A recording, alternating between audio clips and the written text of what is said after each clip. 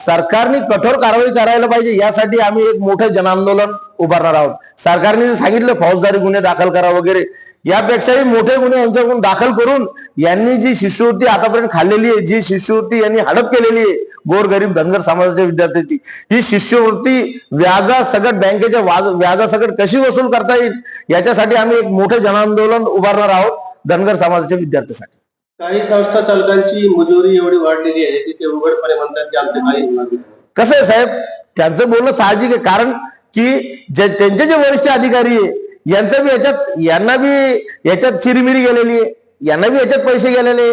जेव्हा जे बिलं निघतात, जेव्हा एका शाळेत 200 विद्यार्थ्यांसाठी शिष्यवृत्ती येते आणि ती शिष्यवृत्ती वाटप झाल्यानंतर ती कोणत्या कोणत्या विद्यार्थ्यांना वाटप झाली यांच्या रजिस्टर मध्ये त्या विद्यार्थ्याची नोंद आहे का, त्या विद्यार्थ्याच्या यांच्या शाळेत ऍडमिशन आहे का, आणि योग्य विद्यार्थ्याला ती शिष्यवृत्ती गेली का धनगर समाजाच्या, असं काहीच या वरच्या वरिष्ठ अधिकाऱ्यांनी तपासलेलं नाही.